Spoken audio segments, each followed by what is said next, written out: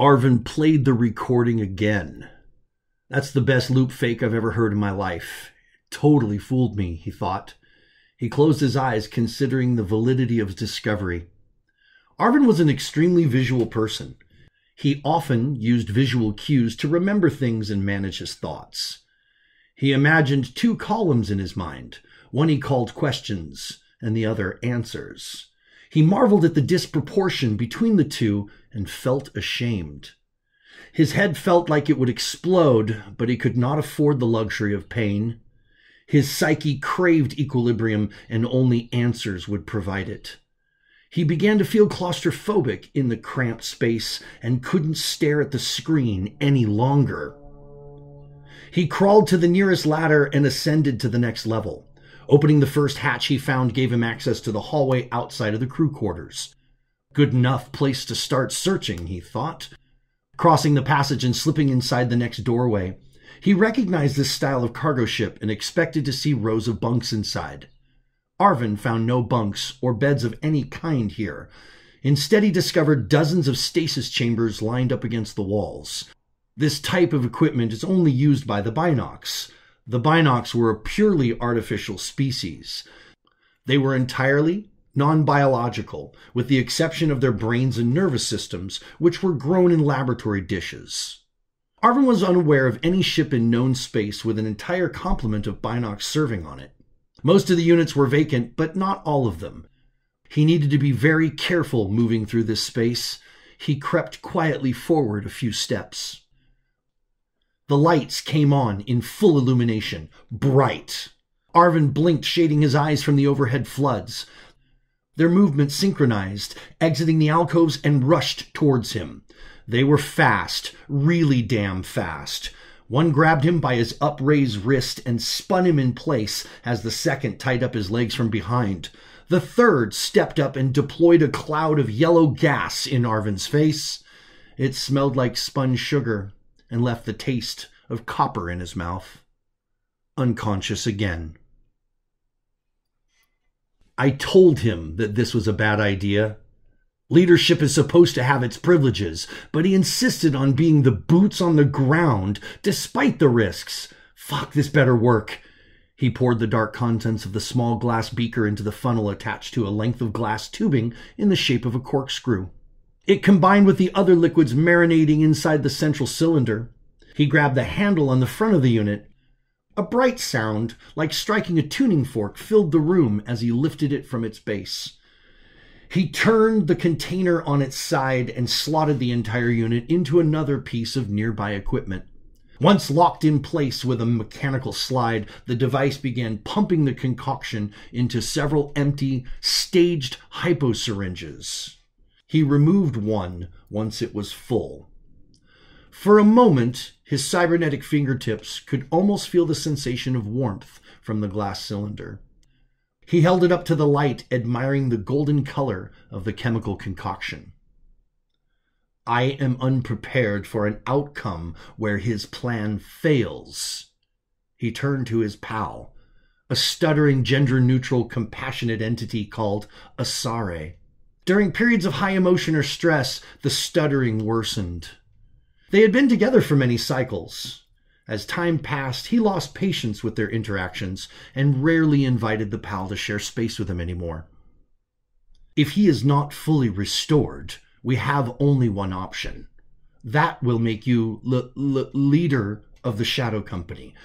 I know it's not what you want, but based on probability, the pal paused. Don't, Asare. Not one more Oracle-damned word about it going sour, or I'll put you back in the box until it's all over.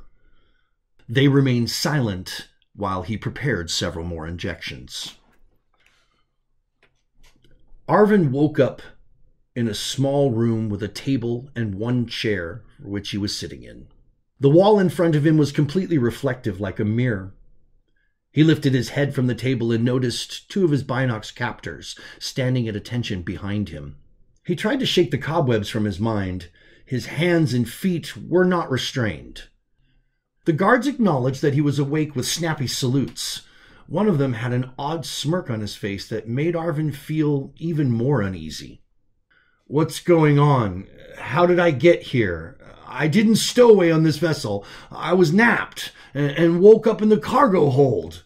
Arven's questions made the guards visibly uncomfortable. They shifted nervously in place and looked at each other, but did not answer him. Silent treatment, huh? Arven turned his attention back to the reflection. Is someone behind the glass going to tell me what's going on? He stood up, pushed the chair a few feet away, and stepped closer to his reflection. The binocs did nothing to stop him. He tried to imagine the villain concealed behind the glass, but was distracted by his own haggard appearance looking back at him. It is an honor to serve you, sir, the smirking guard blurted out unexpectedly. Arven peered at the guard's reflection, trying to consider the meaning behind the statement. The guard's tone and expression seemed genuine, but the words made no sense. To serve me? What do you mean by that? Arven inquired, turning around to face the guard. The one who spoke looked flustered. That's quite enough, sailor, barked an electronically altered voice over the comms. Please have a seat, Commander. I will provide you with answers to your questions. Understand that what I'm about to tell you will be difficult to process. You are in no danger. You have only allies here. Try to remain calm. Arven began triangle breathing, the technique Zebb taught him to manage his anxiety. Great Oracle's mustache, Zebb, what have you done to me? He returned to his seat at the table. Guards, prepare him for the next injection. Arven did not like the sound of that, but chose for now not to resist. The binocs moved to either side of him. One of them held a hyposyringe filled with a swirling, colorful liquid. The other rolled up the sleeve of Arven's flight suit and cleaned the injection site with an antiseptic liquid. It stung a bit. Arven glanced down at his arm. There were several small puncture wounds. They were swollen and red, like insect bites. The drugs being administered were designed to chemically restore the natural memory centers in your brain. Your engrams were deliberately altered, a process made possible when you risked taking the original injection over a cycle ago. You are not Arven Tuttle. That identity was constructed as part of a very complicated SC operation for which you were the architect. The speaker's microphone made an audible clunk. His arm suddenly burned like fire. Lacking any measure of bedside manner, the binocs jammed the hypo deep into his flesh. He couldn't see the needle, but he could certainly feel it. Arven, or whoever he was, clenched his teeth together. The pain was somewhere between lava and nut butter flowing through his veins. It was intense, but at the moment he felt alive. He couldn't recall the last time he felt this way. Tinnitus-like ringing returned louder than usual. The other binocs said something, but the words were lost in flowing currents of whining treble. Not again, he cried out. Stay present, Tuttle, or whatever the hell my name is. He opened his eyes, unusually wide, fighting off the surrounding darkness that threatened to take him. Relax, Otto. Breathe. Breathe. Just like I taught you. Don't panic. This will pass. It hurts like hell, doesn't it? That's on you, bub. I begged you not to go through with this, but you never were very good at listening to good advice. At first, it was the same voice as before, deep and altered via sound processing, but after just a couple of words, it started changing. The tonality and pitch became more like his natural voice. His body shivered and convulsed. It was Zebb over the comms, he concluded. Why did he call me Otto? Why can't I see? Please stop flashing the lights, is what he wanted to say, but instead the contents of his stomach violently relocated. Slowly his vision began to return. Something was very wrong with his eyes. It felt to him as though his brain was receiving information from separate simultaneous realities. Two different visual channels, each with a unique resonance frequency and overlapping one another. The sheer volume of information his brain was perceiving and processing was overwhelming. Otto, focus on my voice. Let it act as your psychic anchor. Concentrate on my words, and you will not drift back into Arven. Zebb's voice was calm and clear. This process must be done in stages to allow your safe separation from the construct ID. You were unconscious for the first injection. This is your second dose. There will be 3 more after this one. Forcing his eyes open, he saw 2 Zebbs standing before him, slightly out of alignment with each other. The left-leaning Zebb was wearing a black uniform. Sections of it looked like it was made from cured hides. Gold piping ran parallel with all the seams and lines of the coat and pants. He had never seen his friend look this good before. The uniform was fitted and showed off his augmentation rather than hiding them. He looked comfortable and confident. The right-leaning Zebb was wearing his preferred overall apron combination, the straps undone and hanging at the waist. By contrast to his counterpart, right Zebb's unkempt hair spilled out from under a chef's hat, and an unruly bits were tied together in a knot and held with a piece of wire and a tag from a rice sack. His nausea intensified the more he gazed at the two. The Oracle will damn you, Otto, if you don't start following my instructions. Close your damn eyes and focus, you old fool. He did as Zebb commanded. Your name is Otto. Your call sign is One Thumb. You and I are both founding members of the SC. The plan was to embed a deep mole into operations at the superstation, gaining access to classified information and early warnings to any offensive moves against us. He felt his friend's cold titanium fingers touch his shoulder. He took a slow, deep breath. As he exhaled, in his mind's eye, he saw himself in the same exact uniform as Zebb left. The only difference was his uniform had double bands of gold piping and matching gold epaulets. I outrank him, he thought with a momentary flash of glee. The distraction strained his concentration. The sound of Zebb's voice suddenly seemed far away.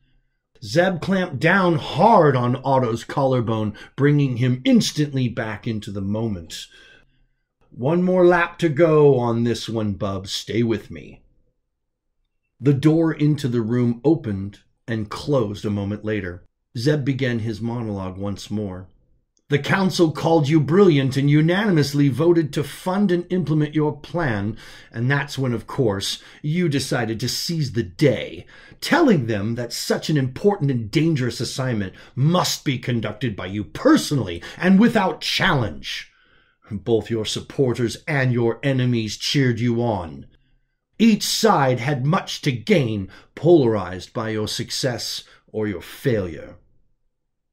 Otto's vitals began to stabilize and his breathing returned to normal. The pain finally subsided. He could now perceive the difference between Otto and Arven. He wasn't particularly grounded in either, but strongly drawn to both. If everything Zebb told him was true, then Otto is the truth and Arven is the lie. He felt sad, but before he could dwell on his loss, his focus on Zebb returned. None of the business with the Harrises or falling in love was part of the operation. The council believed that you'd been somehow compromised, but I knew that wasn't the case. I hypothesized that you buried yourself deep to avoid detection, and you lost track of yourself. We discussed this in great length before the first shot. You outlined several situational criteria where I would execute the order to intervene, pulling you from deep cover. Whose order? Otto managed to finally speak. Yours, Zebb replied. I outrank you? Otto asked, his eyes closed tight. You outrank everyone, boss, he chuckled. And for my sake, you better come back 100% reboot and verify all this, or my time in known space may be short. Otto closed his eyes again. Left Zebb was the only Zebb now. Otto smiled and shook his friend's hand, using it for leverage to stand. There was apprehension in Zebb's gaze, and Otto wondered if their friendship would be different now. I think you should get some rest. We'll do the next one tomorrow. Zebb began to stow the equipment in the portable cases. Is that an order, Lieutenant? The strength of Otto's voice had returned. No, sir, of course not. Merely a suggestion as your medical advisor, he replied confidently. We do them now. All of them. Now. That is an order. Epilogue. He preferred spending his holidays in wetter climates. The moist air was easier on his lungs. Perhaps the home world of the Adaro was his single favorite place in the entire galaxy. A huge planetary body by known space standards, nearly 10 times the size and mass of the nearest neighboring species, the Tamarians. Only 10% of the Adaro's planet is covered by land, and 100% of that was created artificially, providing visiting species with accommodations suitable for land dwellers. Otto transported his mega yacht to be berthed here in the interim, expecting it put to use upon his triumphant return to power. It was a breathtaking vessel to behold, measuring nearly 200 meters from stem to stern. It was an artistic expression in motion, a perfect form of white, steel, and glass. Lounging on the highest deck of the ship, where the view was uncompromised, Otto gazed out at the endless waves. Beside him stood a curvaceous female pal, shading his eyes from the harsh sun's rays. She was absolutely glorious, he thought, just as the first day he met her. I could stare into the galaxy of your soul forever, my dearest Corax. She blushed all over, glowing slightly brighter. Otto looked back towards the ocean. The Oracle kept true to his word. He got what he wanted, and I got you. The end.